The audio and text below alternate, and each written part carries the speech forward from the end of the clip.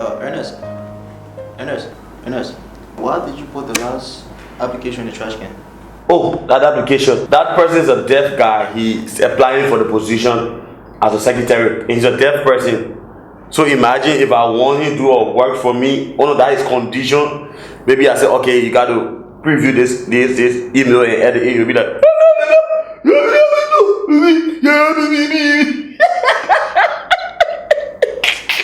Ernest, that is totally wrong. Actually, I don't find that funny. It's very wrong. We shouldn't discriminate people with disabilities. People with disability have equal rights as people with no disability. Have you read about the UN Convention on the Rights of People with Disability? UN Convention on the Right of People with Disability? Yes, for short, UNCRPD. Do you know anything about it? No, I don't know anything about it. So tell me, what is it about? The UNCRPD is a document that Liberia signed to protect the right of people with disabilities.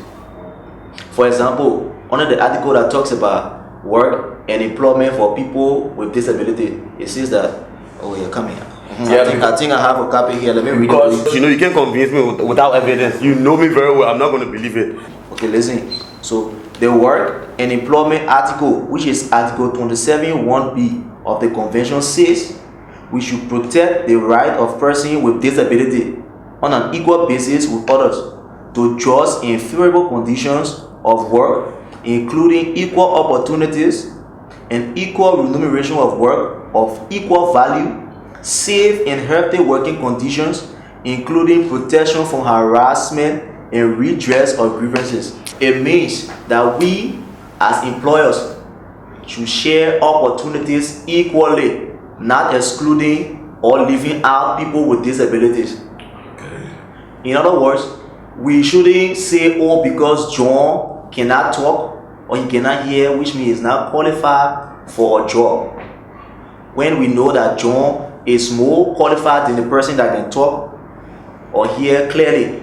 And we shouldn't say because John is a disabled person, which means his salary should be lower than the other person who is not disabled, and when they are doing the same work. That is totally wrong.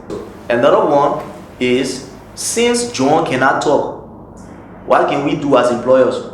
What we can do is we employ someone who can understand John, that will communicate with John. And those people who understand deaf people, they are called sign language interpreters.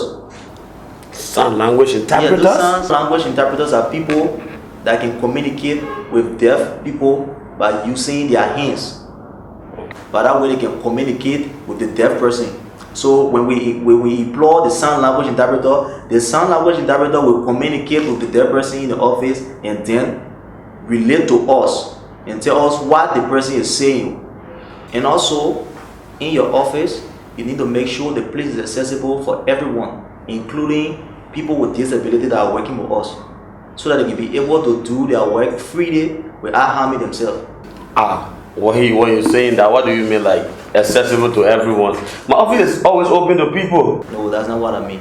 What I mean is you need ramp for people that are using wheelchairs or cross stick, even for people that are visually impaired.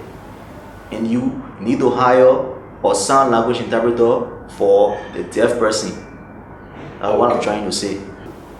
You really getting my mind on something I haven't been thinking about before, and it really made like a lot of sense. For me, I have a deaf girl in my office that works with me, and then I employ a sign language interpreter just for business. Wow. And I also build a ramp for disabled people that are using wheelchairs or cross stick. I'm very happy. Thank you very much for educating me on this. And trust me, let me shortlist this deaf guy application. I'm going to make sure I employ a sound language interpreter to help me with this interview. And if he's qualified past the people that can clearly speak and hear, trust me, you're going to see him working in my office. I'm very happy to hear that. Thank you very much. This message is brought to you by AIFO Liberia Voice Project, funded by the European Union.